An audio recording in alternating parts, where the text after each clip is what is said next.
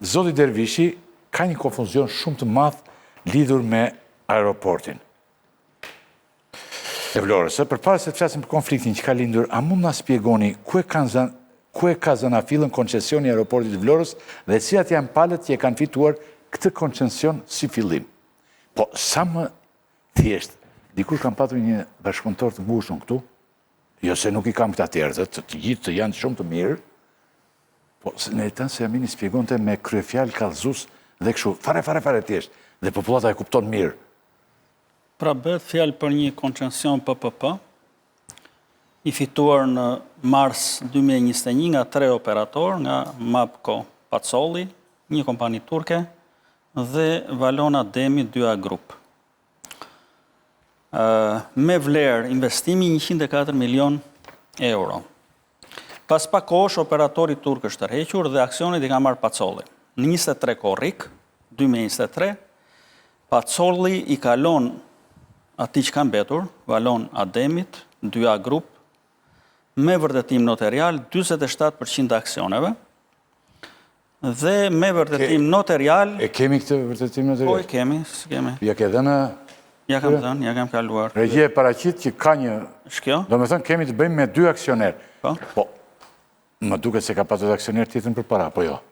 Pra, Turku pra e tham, Turku u largua. Ky është vërtetimi, në anglisht dhe në shqip, në të njëjtën datë është bërë dhe...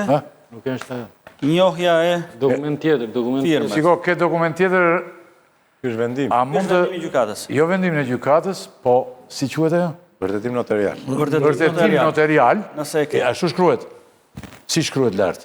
Shkruhet vendimi i asamblesë së përgjithshme të aksionerëve.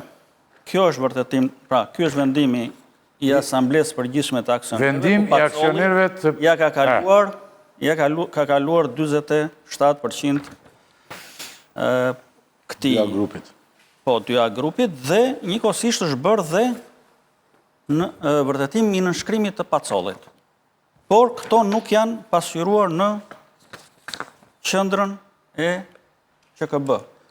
Me fjalë, nuk janë pasqyruar zyrtarisht. Qendrën kombëtare të biznesit, po. Pra, kjo është ajo që ka munguar, që Pacolli ka ecur, ose pra njihej zyrtarisht se kur kishte 98%.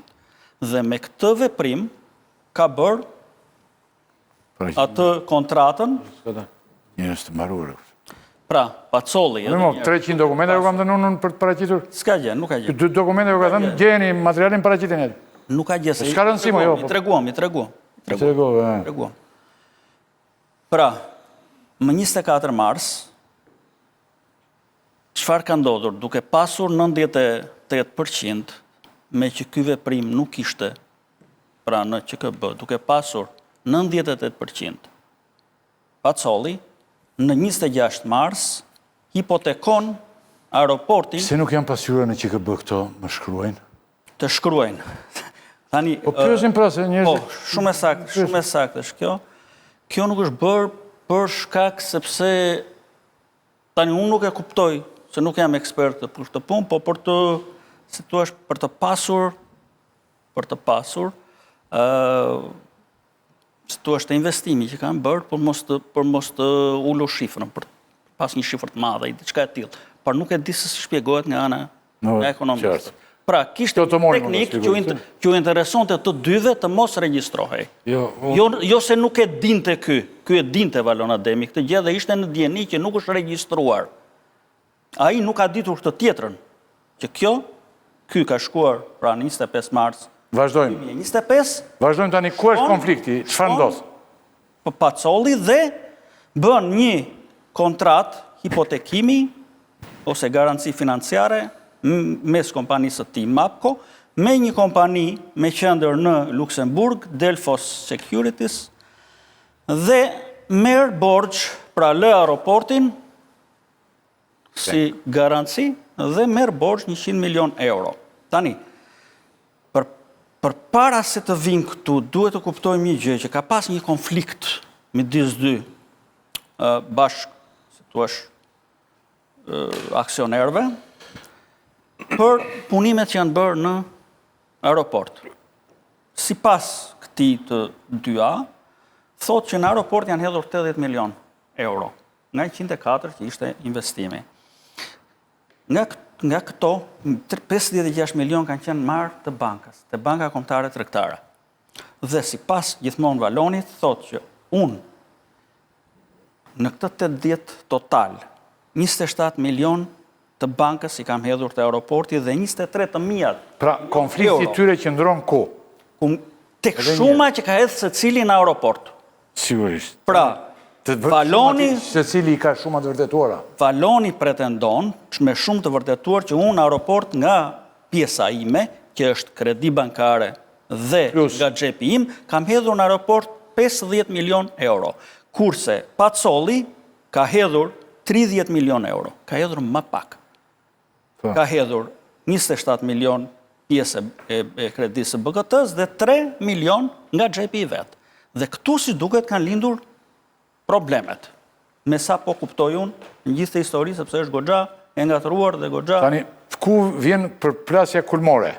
Përplasja kulmore është që Pacolli, pa llogaritur këtë, pa fol me këtë ortakun, që është aksioner dhe ky, ka 27+2, ka 49% aksioneve, gati gjysmën, ka shkuar dhe ka marrë kredi duke lënë, pra duke u paraqitur si aksioneri vetëm, me 98%, dhe ka arritur të marrë një kredi, ka marrë një borxh, 100 milion euro, nga një kompani në Luksemburg. 100 milioni ka hedhur në aeroport kë?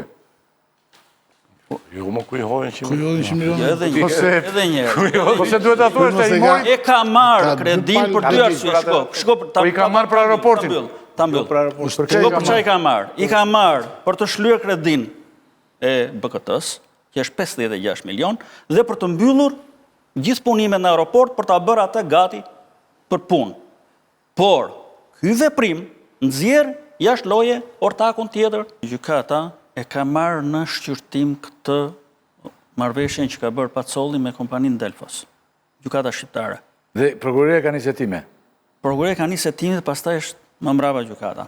Dhe gjykata është shprehur dhe kjo më ka bërë... Po këtë do ta themi çfarë po heton konkretisht, e kam pyetje më pasur, pasi të mbaroj me avokatin. E kam pyetje për ju.